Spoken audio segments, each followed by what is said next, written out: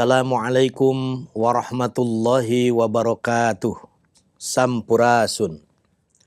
Alhamdulillahil qail. Innallaha yuhibbut tawabina wa yuhibbul mutatahhirin. Assalatu wassalamu ala asrafil anbiya'i wal mursalin. Sayyidina wa maulana Muhammadin wa ala alihi wa sahbihi ajma'in. Amma ba'du. Pemirsa Kompas TV Jawa Barat yang dirahmati Allah Subhanahu wa Ta'ala. Puji dan syukur kepada Allah, rahmat dan salam kita semoga Allah limpahkan kepada Rasulullah Muhammad SAW, Nabi yang harus tetap kita jadikan uswah dan qudwah dalam hidup dan kehidupan untuk mencapai kebahagiaan dunia dan menggapai kebahagiaan akhirat. Nabi yang mengajarkan kepada kita prinsip-prinsip menjadi hamba yang dicintai Allah, dan beliau pun menyampaikan warning kepada kita agar tidak menjadi hamba-hamba yang dibenci Allah Subhanahu wa Ta'ala. Al-Quran berisi tentang itu. Agar kita menjadi hamba yang dicintai Allah, Allah Subhanahu wa Ta'ala dalam Al-Quran menyebutkan beberapa golongan dicintai Allah Subhanahu wa Ta'ala. Misalkan Allah Subhanahu wa Ta'ala berfirman dalam Al-Quran, Innallaha yuhibbut tawabina wa yuhibbul mutatahhirin. Allah mencintai dua golongan manusia. Pertama, Allah mencintai at-tawabin, orang-orang yang bertaubat.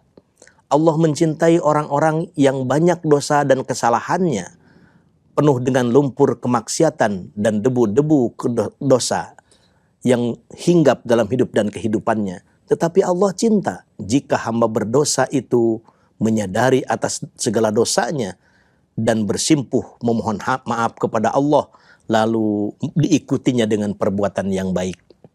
Karena itu, at-tawabin, orang-orang yang bertaubat, tangganya ada 5. Yang pertama, seorang hamba Allah akan bertaubat kepada Allah ketika dia menyadari dosa dan kesalahan.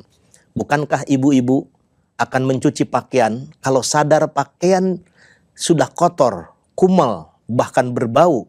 Semakin sadar bahwa kotoran itu, pakaian itu sudah kotor, maka semakin besar keinginan untuk mencucikannya dan semakin keras ketika membilasnya.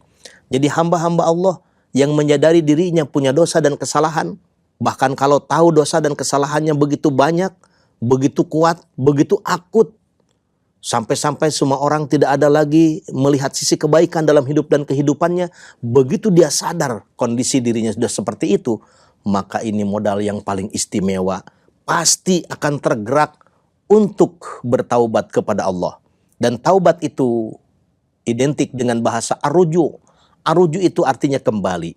Seseorang yang telah berpetualang di waktu mudanya, orang lain ke majlis taklim, dia ke majlis taklazim. Orang lain dekat dengan al-mukarram, dia lebih dekat dengan al-mugarong. Di usia tertentu, dalam keadaan tertentu, dalam perjalanan hidup menuju kembali kepada Allah, dia merasa begitu banyak dosa dan kesalahan.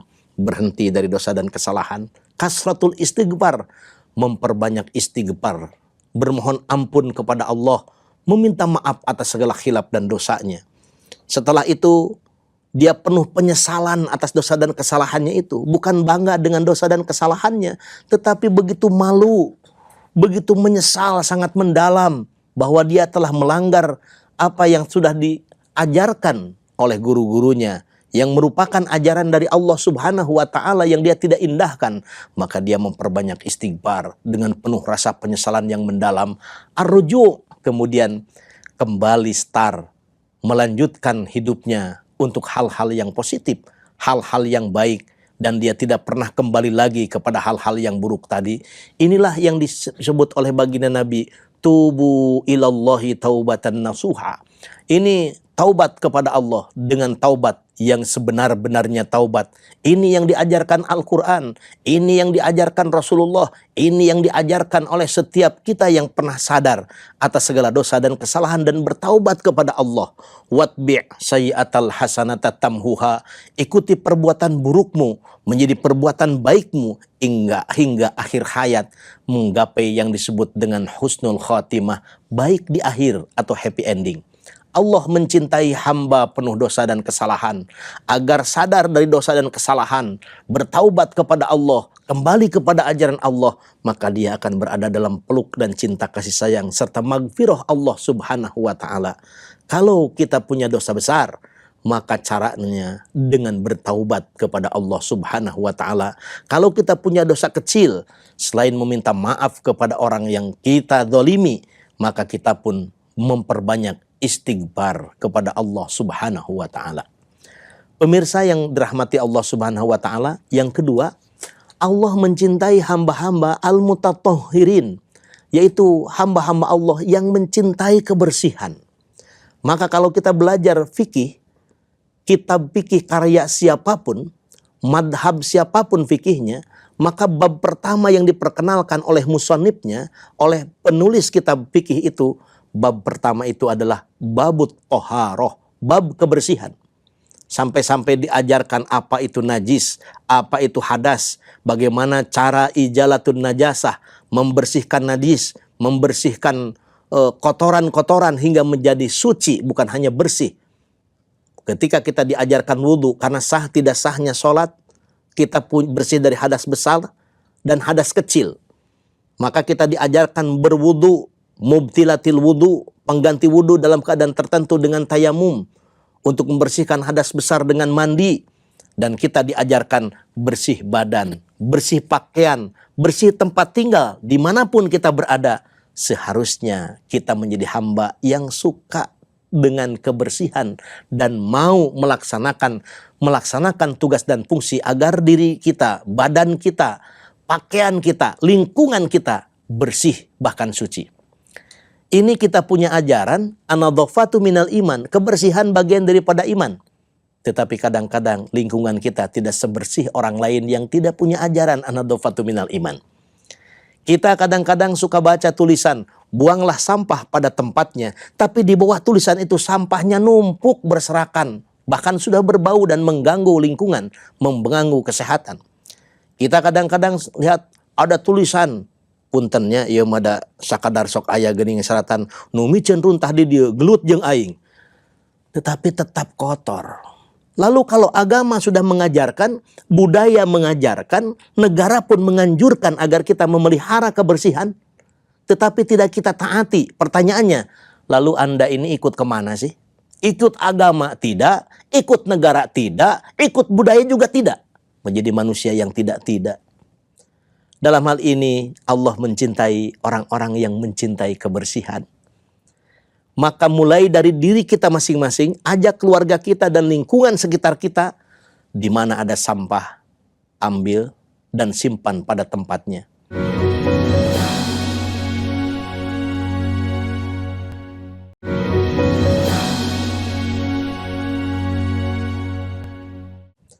Dalam hal ini Allah mencintai orang-orang yang mencintai kebersihan.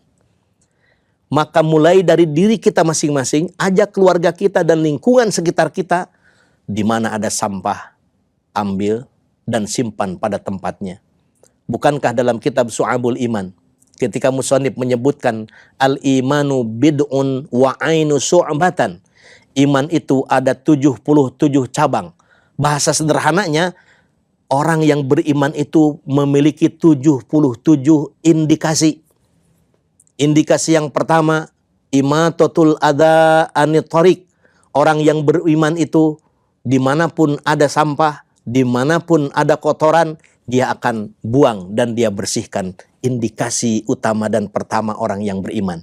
Berarti mafhum mukhalafahnya, kalau kita membiarkan diri kita kotor, pakaian kita kotor, lingkungan tempat tinggal kita kotor, lingkungan sekitar kita kotor, kemana mata memandang ada yang kotor tidak mau membersihkan, keimanan kita yang dipertaruhkan. Pemirsa Kompas TV Jawa Barat yang berbahagia, mencintai kebersihan, hamba yang dicintai Allah Rabbul Alamin. Yang kedua, kalau kita ingin dicintai Allah, cintai Rasulullah Shallallahu Alaihi Wasallam. Qul in kuntum tuhibbunallah fattabi'uni yuhibbukumullah. Kalau benar kalian mencintai Allah, maka ikuti aku, kata Nabi yang mencintai Allah. Maka bukti kita cinta kepada Allah atau bukti kita dicintai Allah, kita punya amal mencintai Rasulullah karena Allah mencintai hamba-hamba yang mencintai dan mengikuti ajaran Rasulullah Shallallahu Alaihi Wasallam. Di sini berlaku sebuah ayat, yaitu surah Al-Ahzab. Laqad kana lakum fi Rasulillahi uswatun hasanah. Sungguh pada diri Rasulullah itu terdapat uswah hasanah, contoh terbaik. Ketika kita punya contoh terbaik, maka kita tinggal mengikutinya. Rasulullah itu sedikitnya punya ajaran baik untuk 3 hal. Yang pertama, ajaran terbaik hablum minallah. Membangun relasi positif kepada Allah. Bagaimana baginda Nabi mengajarkan dan beliau memberikan contoh mencintai Allah di atas segala-galanya. Beliau cinta istri tapi lebih cinta Allah.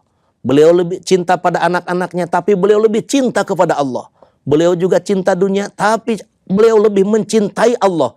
Mencintai Allah di atas segala-galanya. Ini contoh dari Rasulullah Muhammad Sallallahu Alaihi Wasallam. Yang kedua, ajaran hablum minal alam. Bagaimana baginda Nabi mencintai alam, mencintai tanah, mencintai air, mencintai pepohonan, mencintai hewan. Di mana baginda Nabi berada, maka lingkungan sekitar mendapatkan sentuhan cinta dari baginda Nabi. Kita semua tahu pemirsa, ketika Nabi migrasi dari Makkah ke Yasrib, beliau menetap di salah satu gua. Gua itu bernama Gor Sur atau Gua Sur yang berada di Makkah.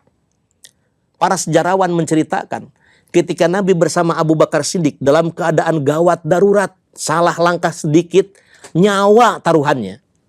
Tetapi ketika baginda Nabi masuk ke Gor Sur, Gua Sur itu, burung yang sedang bertelur tidak terganggu dengan kehadiran Nabi dan Abu Bakar Siddiq.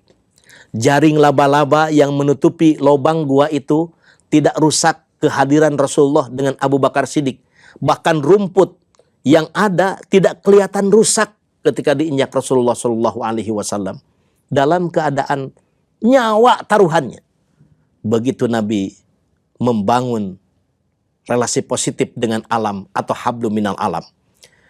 Bagaimana pemirsa jika dibayangkan dalam keadaan yang tidak sangat gawat darurat, kemudian oknum-oknum tertentu melakukan pembabatan hutan, gunung-gunung digunduli, lembah-lembah digunduli, air-air yang ada, bahkan lahan-lahan yang subur dirusak karena keserakahannya. Betapa ini sudah baina sama'i wa sumur. Perbedaan Nabi dengan oknum-oknum tadi sudah seperti antara langit dengan sumur, bukan hanya dengan buminya. Sangat jauh. Pada Al-Quran mengingatkan, wala tufsidu fil ardi ba'da islahiha. Janganlah merusak bumi ini setelah Allah memperbaikinya.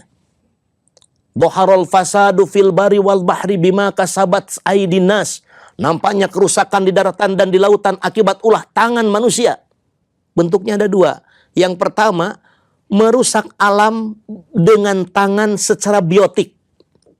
Hutan dibabat pepohonannya, sampah dibuang secara sembarangan. Ini merusak alam dengan tangan dalam makna biologis. Tetapi ingat, ada kerusakan alam yang mengundang murka Allah tidak secara biologis, tapi secara abiotik, yaitu dengan perilaku. Banyaknya dosa, banyaknya maksiat, banyaknya berbuat durhaka kepada Allah. Sesungguhnya ini mengundang hancurnya alam ini. Baginda Nabi menegaskan, idza dhaharat zina wariba fi qaryah faqad ahallu li anfusihim adzaballah. Apabila perbuatan zina, perbuatan riba telah bebas pada suatu negara, seolah-olah dia telah menghalalkan bagi dirinya dan negaranya diturunkan azab Allah Subhanahu wa taala. Ketika tsunami datang, nggak ada hubungannya dengan tangan secara biotik. Meskipun tidak buang sampah sembarangan, meskipun tidak membabat hutan, tapi ketika gempa tiba, nggak ada urusan dengan merusak secara fisik, secara tangan langsung. Tetapi sangat boleh jadi karena ada perilaku yang mengundang murka Allah. Maka pantas baginda Nabi bersabda, qiwamud dunya bi arba'ati asya. Tegaknya dunia ini dengan 4 pilar. Yang pertama, imamun adilun, pemimpin yang adil. Pemimpin yang adil bisa membahagiakan manusia dan bisa memelihara alam selain mengajak tunduk kepada Tuhan Allah Rabbul Alamin. Di tangan pemimpin yang adil, semua itu bisa kita lakukan dengan baik. Tapi di tangan pemimpin yang jahat, yang tidak berbuat adil, sangat boleh jadi relasi positif kita kepada Allah rusak, alam pun dirusak, hubungan manusia dengan manusia pun akan semakin hari semakin tidak harmoni. Maka kita berharap di negeri tercinta ini Allah anugerahkan pemimpin-pemimpin adil.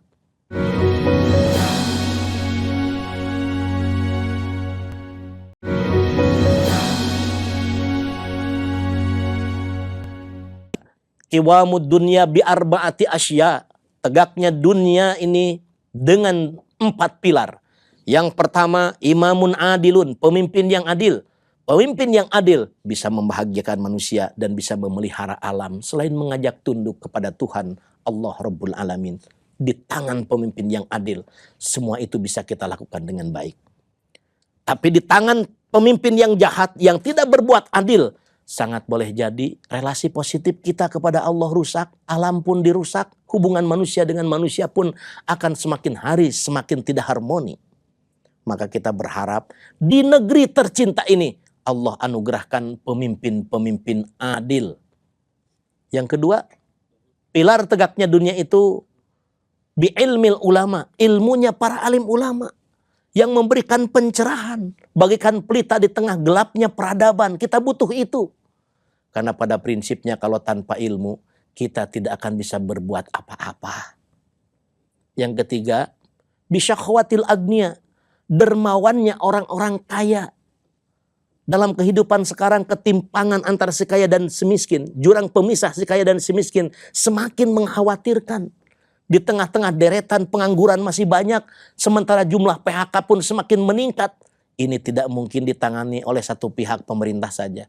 Perlu adanya sakhwatil agniya, orang-orang kaya yang punya kuasa pada aspek harta, para agniya yang sudah merdeka dengan hartanya, para konglomerat yang sudah aman secara finansial, berikan kesempatan kerja dan pengabdian kepada negeri ini melalui harta yang ibu bapak miliki. Buka kesempatan kerja, jangan terlalu tergantung kepada mesin. Kembalikan untuk mengurangi pengangguran itu, bekerja dengan tangan-tangan manusia yang bernyawa. Kurangi alat-alat, kurangi mesin, karena itu sangat signifikan membunuh kreativitas dan produktivitas kerja kita. Bangsa kita yang masih sangat membutuhkan pekerjaan-pekerjaan tadi. Yang keempat kata Nabi, bidu'ail fuqara. Lestarinya dunia ini karena doa-doa yang dipanjatkan oleh fuqara. Yang fakirun li rabbih, yang merasa butuh kepada Allah. Nabi Sulaiman juga kaya, tetapi fakirun li rabbih, butuh kepada Allah. Doa-doa orang seperti ini sangat boleh jadi menjadi lestarinya bumi dan negara tercinta ini. Tapi sebaliknya, kalau pemimpin tidak adil, ilmu para alim ulama tidak tersebar dan tidak ditegakkan, sementara para agniya kikirnya luar biasa, tidak ada orang-orang yang merasa butuh kepada Allah karena sudah merasa mampu oleh sendiri, naudzubillah, maka negeri ini bisa berkaca kepada umat dan bangsa pendahulu kita. Bukankah ketika Allah turunkan azab kepada Nabi Lut alaihi salam, mereka tidak mampu menghadapi azab tadi?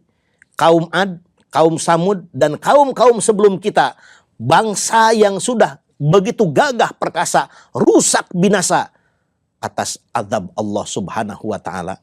Ini berlaku ayat dalam Al-Quran surah Al-A'raf ayat 96. Walau anna ahlal qura amanu wattaqau lafatahna alaihim barakatim minas sama'i wal ardh. Ketika penduduk suatu negeri beriman dan bertakwa kepada Allah, maka Allah akan bukakan barokah dari langit dan Allah bukakan barokah dari bumi. Tetapi ketika mendustakan ayat-ayat Allah, membelakangi ayat-ayat Allah, tidak menegakkan ayat-ayat Allah, maka Allah akan menurunkan azabnya. Ketika azab datang, maka tidak ada kekuatan yang tidak bisa melawannya.